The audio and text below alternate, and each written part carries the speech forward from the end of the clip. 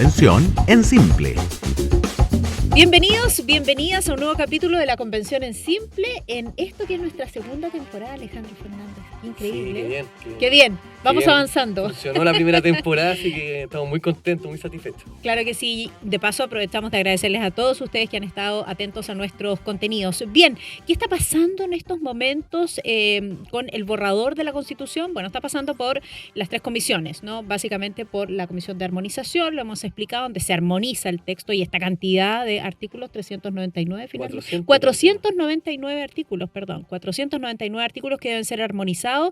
Tenemos también la Comisión de Preámbulo, que va a escribir el inicio del texto, el preámbulo del texto. Y la tercera y más importante, ¿no? La que más hemos escuchado hoy día discutir por estos días, tiene que ver con las normas transitorias para adecuar el texto a nuestra realidad. Bueno, básicamente eso Alejandro lo va a explicar mejor que yo, pero queremos acompañar entonces este proceso ahora que ya el texto en su grueso está escrito, y es por eso que nos encontramos en esta segunda temporada con Alejandro Fernández, quien es director ejecutivo de la Fundación Pacto Social, con quien caminaremos entonces en esta segunda temporada de la Convención en Simple. ¿Lo dije bien?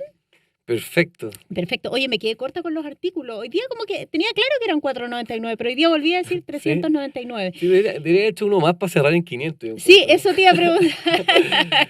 Era la misma apreciación que redondito, tenía yo, más ¿cierto? redondo ya, pero en todo caso un articulado larguísimo. Larguísimo, sí. Larguísimo. Sí. Pero bueno, vamos al contenido, que es lo que nos convoca. Hagamos un repaso primero, ¿te parece?, de todo el proceso constituyente, cómo se gestó el Acuerdo por la Paz y la nueva Constitución y las reglas del proceso.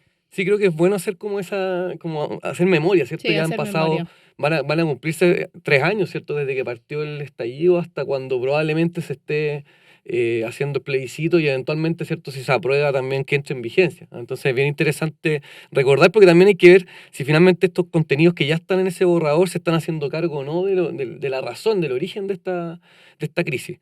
Y yo creo que, bueno, todos sabemos, ¿cierto?, que vino esta crisis del 18 de octubre, el estallido social, que fue muy violento, ¿cierto? Pero yo diría que, y eso es importante, una discusión que se dio al inicio de la convención, si fue probablemente ese estallido, la violencia, lo que llevó a este proceso, o más bien lo que vino después. ¿Te acuerdas que hubo una manifestación muy masiva justo la semana siguiente? Sí, claro. Era una manifestación, no sé, de 1 millón de personas solamente en la región metropolitana, donde así salieron muchas demandas ciudadanas, pero al menos habían como, no hubo una voz, un vocero, ¿cierto?, que representara a todos, pero sí habían cosas muy concretas que se estaban pidiendo, ¿cierto? A diferencia de lo del estallido, que era como pura violencia, como un desahogo, por decir así, empieza a salir el tema de las pensiones, el tema de la salud, la educación, temas de género, ¿cierto? Sí. Como que se empieza... Como que se empieza a gestar eso. Sí. Perdona que te interrumpiera. Solo deja darte mi opinión al respecto. Si uno observa lo que fue la protesta del 18, pero también esta gran y masiva marcha, que fueron varias además, a lo largo y ancho de todo nuestro país, no solo en la región metropolitana, había muy pocos probablemente letreros que decían que era una nueva constitución, ¿no? Pero las demandas más tenían que ver con los derechos sociales. Por lo tanto, yo, por lo menos desde un punto de vista personal, creo que este acuerdo por la paz y la nueva constitución fue una salida política a un cambio necesario en Chile. O al menos así se quiso establecer en un comienzo. Sí, yo creo, y nuevamente voy un poco al origen, porque creo que sobre todo la masividad de las marchas, finalmente hubo un alto, si uno veía las encuestas, también había un alto apoyo, ¿cierto?, a estas demandas. Entonces creo que efectivamente a partir de eso, los políticos le dieron conducción hacia el proceso de nueva constitución. Así nace esto. Sí, y es importante, como digo, porque lo otro sería simplemente validar la violencia. Y obviamente cuando hay violencia extrema como lo que vimos, tiene que actuar el orden público, ¿cierto? El sistema carabineros, policías y el sistema de justicia. Distinto, en cambio, cuando ya se transforma en una demanda masiva de la ciudadanía, donde razonablemente la política tiene que hacerse cargo, ¿cierto? Y lo hizo efectivamente en ese acuerdo por la paz y nueva constitución. Déjame quedarme con la segunda parte de la pregunta. ¿Qué hay sobre las reglas del proceso? ¿Se respetaron finalmente esas reglas? Eso es súper importante, sí. A ver, son varias reglas. Uno podría separar entre las reglas como propiamente procesales, por decir así, que tiene que ver, por ejemplo, con los 2/3, que es una norma que se respetó. Y eso es súper positivo, porque se discutió. Sí, se Acuérdense discutió. muchos quisieron Sí. decir, no, que esto sea por mayoría no más simple. O sea, la mitad de Exacto. los convencionales más uno, digamos, pudiesen aprobar. Entonces yo diría ya, ese primer elemento al menos se hicieron cargo. Y eso, como digo, es positivo. Lo mismo hacer el reglamento, cumplieron con el reglamento, pero en el curso social han ido modificando el reglamento, han ido ajustando las normas, y eso es más discutible, ¿cierto? Como que partieron con ciertas reglas y las fueron modificando. Respecto, en cambio, a otros límites más de fondo, que era las sentencias judiciales, ahí yo diría que no hay nada que se haya metido hasta ahora, pero también los tratados internacionales y el carácter de República Democrática, yo creo que esos temas son más discutibles, porque en el caso, primero, República Democrática como que no hay una declaración, de hecho hubo una norma que se presentó y se rechazó. Se hablaba de un cambio de Estado plurinacional, ¿cierto? Regional, ecológico, hay Ujú. varios adjetivos para referirse, pero el concepto no está plasmado y yo creo que no se entiende la razón, si somos una república y somos democráticos. Faltó eso. Exacto, creo que era razonable que lo hubiesen puesto expresamente. Y respecto a los tratados internacionales también es discutible, porque han hecho cambios, por ejemplo, en términos de los derechos. Hay muchos derechos que están en los tratados internacionales ratificados por Chile, por ejemplo, el derecho preferente de los padres a educar a su hijo, que no está establecido en el texto constitucional. Es discutible, como digo, Ujú. porque sería razonable plasmarlo, o incluso las relaciones internacionales. Se establece expresamente en el borrador que tenemos que privilegiar las relaciones con América Latina y el Caribe, dice. Eso también es extraño porque además tenemos muchos tratados, mucha Mm. relación política internacional con otros países.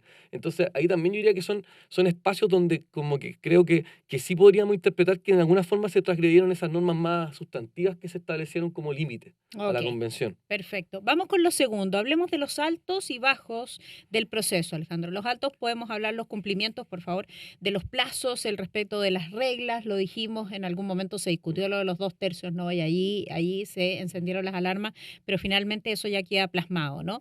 Y los bajos, probablemente la participación popular, el número de normas, de articulados aprobadas a sectores minoritarios, perdón, y también la consulta indígena. Es parte de la selección que tú estuviste haciendo. Hablemos de los Sí. altos. Sí, primero, bueno, tú agregaste un elemento importante que son los plazos. Efectivamente, se discutió harto si iban a poder. Acuérdate, Sí, hace algunos meses, todos veíamos como lo más probable es que no cumplieran el plazo, ¿no? exacto. Y se estaba pensando ya cómo van a negociar. Y en eso, efectivamente, es positivo, porque era un desafío súper grande. Y también hay que reconocer que se sacaron la mugre trabajando. O sea, a Sí. mí me parece injusta esa crítica. Yo tengo muchas críticas a la convención, pero esa no. O sea, trabajaron gran parte del tiempo hasta los días sábados, incluso hasta los domingos al final. Mm. Entonces, yo en eso creo que al menos es súper, o sea, como valorable, digamos, que hayan cumplido el plazo O establecido. sea, hicieron, no sé si hicieron el trabajo, que ahí también hay como una discusión semántica, si hicieron el trabajo que se les había encomendado o no, que era escribir la nueva constitución. Pero lo que sí vamos es que a texto hay, que en algún momento también Es, se puso en duda, no van a llegar con el texto en la fecha respectiva. exactamente. O sea, obviamente falta todavía el proceso que Está decías tú al bien, principio de armonización, pero van a llegar. O pero sea, estamos en todo los indica que plazos. van a llegar con la armonización y las transitorias. Como digo, bien o mal, esa es otra discusión, pero están en los plazos. Y lo que decíamos de las reglas de los 2 tercios, que también es Yo importante, creo también que son creo. los principales altos del proceso. Claro, el tema participación, ahí creo que es distinto, porque por un lado, por ejemplo, la consulta indígena, fue un proceso, fue súper tardío, cuando Mm. llegaron, primero partamos por ahí, cuando llegaron los resultados de la consulta indígena, ya estaba aprobada la mayoría de las normas relacionadas con los temas indígenas, entonces es como medio cosmética esa participación, y además muy poca gente, Eso te iba a participaron decir. Mm, menos de 8.000 personas, mm. siendo que hay alrededor de 2 millones de personas en Chile que pertenecen a pueblos originarios. Entonces es un porcentaje ínfimo. Incluso el proceso Bachelet, que se consideró, también se discutió, la participación había llegado casi a los 18.000 personas, o sea, bastante más participativo. Entonces ahí yo creo que hubo un problema bien de fondo. Sí, Sobre todo sí. porque justamente el tema indígena, pueblo Está originario, muy presente exactamente, además está en el muy texto. presente. Y uno Mm. tendría que pensar que los que participaron, estos 7.000 8.000 probablemente fueron muy cercanos a los propios representantes de los escaños reservados. Entonces, Sí, probablemente no hubo una mirada muy distinta a lo que como uno hubiese querido. yo tengo la sensación de que no es una mirada tan transversal, sino más bien representa a quienes están ocupando los escaños reservados para los pueblos indígenas o aquellos que tienen una mirada, ¿no? Sobre ese mundo. Eh, Hablamos también a propósito de participación, y esto sí quiero ponerlo porque me parece súper relevante. Hubo un llamado convocante a la participación ciudadana. Hubo distintas campañas que se hicieron a través de distintos métodos, plataformas o redes. A mí me llegaron muchas por WhatsApp para sumarse, participar y ser parte de una idea en distintos ámbitos, ¿no? De la Constitución. Y como que hubo entusiasmo ciudadano. ¿Se plasmó parte de eso? Sí, eso yo creo que es uno de los temas preocupantes, porque yo creo que efectivamente se habló mucho de la importancia de la participación ciudadana, pero al final pareciera que no fue muy incidente. Es súper contradictorio además con el propio texto de borrador constitucional, que en todas partes ponen participación incidente, popular, etcétera, pero la verdad que en los hechos, cuando les tocó hacer una norma tan importante como la Constitución, dieron muy poco espacio real, sustantivo. Hubo más de 70 iniciativas populares que cumplieron con la cantidad de personas que la apoyaron. El otro día la convención salieron diciendo en la mesa que un 90 y tanto por ciento se había considerado dentro del texto. Incluso lo publicaron y tuvieron que retractarse. Tuvieron que retractarse porque la verdad que no se sabe de dónde sacaron ese número y no han vuelto a dar el número, de hecho, el dato. Pero sí nos consta, por ejemplo, que una de las iniciativas, o creo que incluso la con más apoyo, que fue la con Mi Plata No, ¿cierto? Que tenía que ver con el tema de la propiedad sobre tus cotizaciones, ¿cierto? Tanto la actual como en el futuro, en el fondo. Ese tema no se aprobó, ese texto, por ejemplo, y tenía, no sé, más de 60.000 apoyos, o sea, harto. Y se rechazaron en general, eso también es súper... Porque una cosa es al menos decir, oye, la vamos a considerar y discutir, pero ni siquiera, o sea, cuando se rechaza en general es que llegó la norma, la leyeron, dijeron, votamos, no, fuera. Entonces no, súper poca consideración. Esa diferenciación es muy relevante, es decir, cuando llega una norma y el Pleno dice no, de entrada, ni siquiera se somete a discusión. Exactamente, o sea, de hecho hubo 35, creo, normas, iniciativas que se rechazaron en general. ¿Eran iniciativas interesantes, para ser justos también? Sí, habían varias iniciativas interesantes. En el ámbito de educación, por ejemplo, hubo 2 o 3 iniciativas que se presentaron interesantes, que además me parecen eran muy razonables. Está el tema del derecho de propiedad, el Banco Central Autónomo, y en todos estos temas, como digo, creo que incluso podrían haber al menos tenido el gesto de aprobarlo en general y por último ir modificándolo, en particular si uno espera que entre y se copie exactamente. Obvio. Pero fue como un portazo, Sí. o sea, esa iniciativa dijeron fuera. Y muchas veces porque también era un tema político de quiénes estaban detrás de la iniciativa. Entonces, que fue lo mismo que pasó dentro de la convención en términos de cuánto hicieron participar o no a la derecha dentro de las conversaciones y del contenido. Es efectivo, ahí también aprovecho de preguntártelo de inmediato, que hubo varias iniciativas de la derecha que ni siquiera tampoco se discutieron. Muchas. Que incluso sectores de la izquierda, fuera por supuesto de la Convención Constitucional, dicen, eran ideas interesantes también, que se podrían haber discutido. Sí, tal cual. Y de hecho, hubo cosas que presentaron, las rechazaron y después las presentaron otros y las aprobaron. Ya, okay. O sea, por ejemplo, el tema de la Corte Suprema, de que en el sistema de justicia, estos sistemas indígenas, que la Corte Suprema igual tuviese un rol finalmente para poder, al final, como última instancia, por decirlo así informalmente.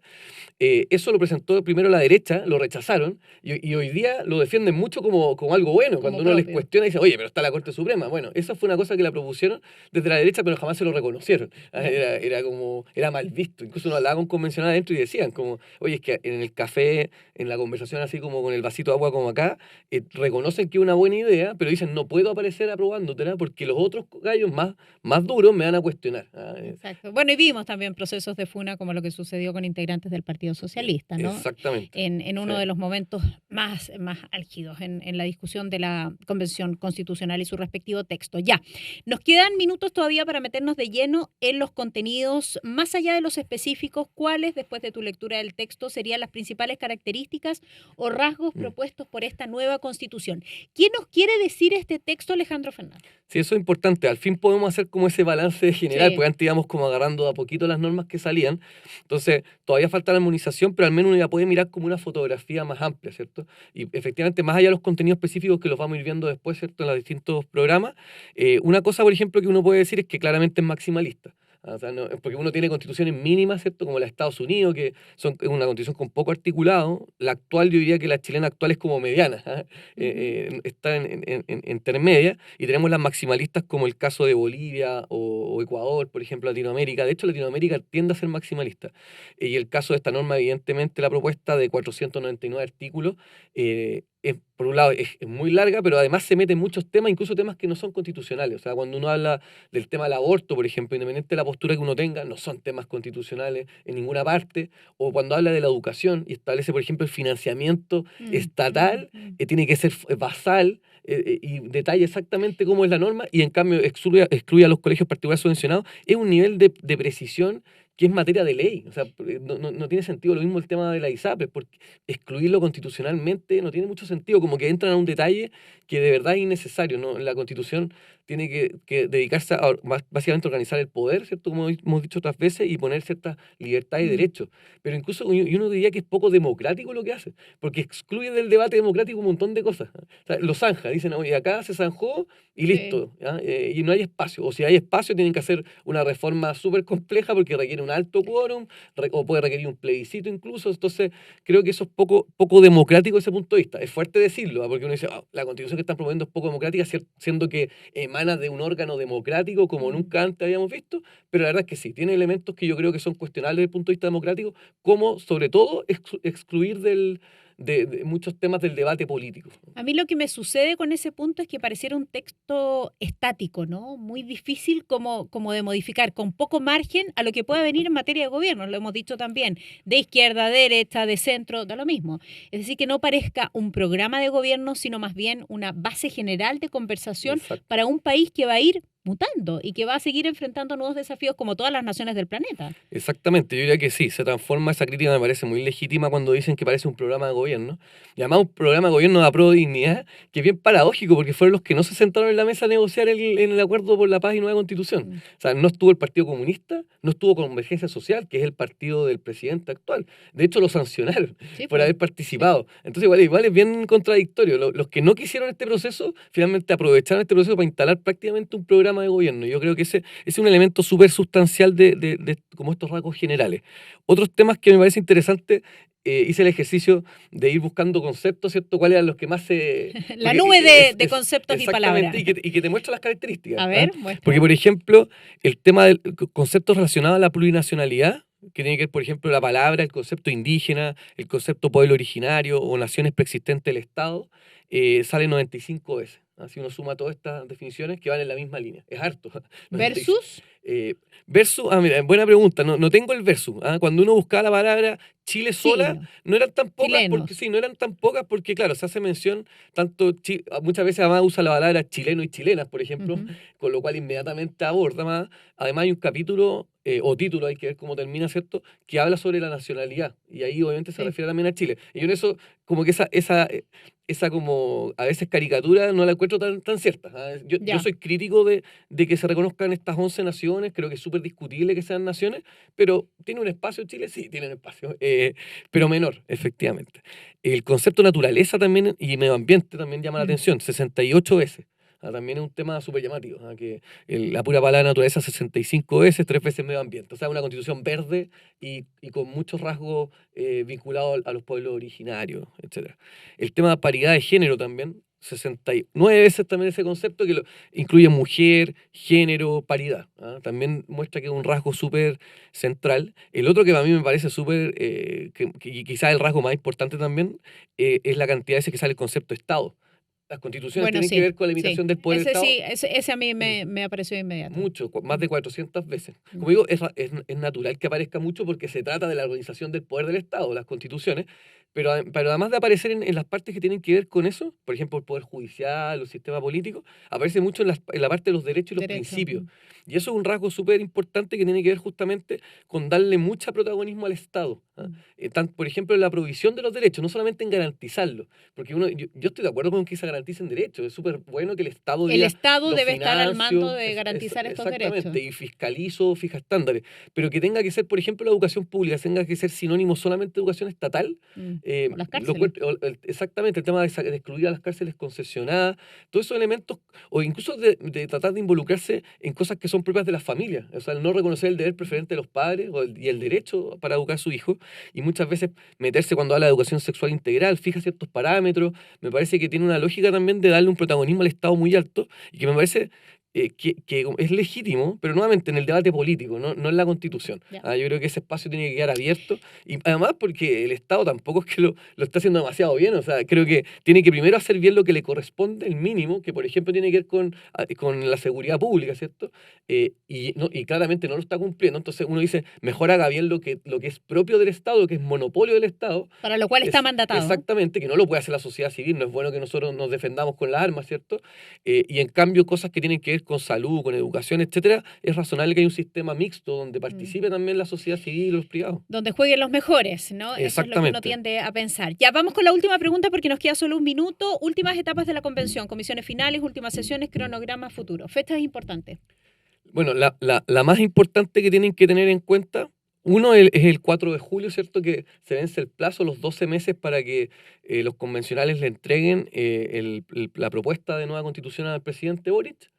Él ahí va a tener que convocar a elecciones, ¿cierto? Va a hacer un decreto y lo va a publicar en el diario oficial y ahí tendríamos la elección en septiembre. Eso es súper importante para que lo anoten en su agenda. El 4 de julio, ¿cierto? El domingo 4 debería ser la elección en principio del plebiscito. El 4 de septiembre. Sí, es obligatorio, que son bien importantes. Obligatorio, con sí. voto obligatorio, que es algo súper excepcional. Nunca hemos tenido porque esto es como inscripción automática a voto obligatorio, ¿cierto? O sea, todo el universo de gente que tiene derecho a votar tiene que votar. Es novedoso para todos y es por eso que hay tanta expectación respecto de quiénes votarían, cómo se mueven políticamente, en qué posición se encuentran, qué edad tienen estas personas. Hay mucha especulación. Sí, hay mucha especulación porque además al respecto. el mundo más joven son los que pueden tener mucha incidencia porque es mucha gente. Claro. A diferencia de los adultos mayores que va bajando la pirámide, entonces la incidencia joven va a ser súper alta. Sí, claro. Entonces eso va a ser llamativo. Y después debería venir el proceso de, si gana la prueba, viene la promulgación y la publicación en el diario oficial, y con eso entra en vigencia en principio una ley cualquiera. Pero no cambia prácticamente nada.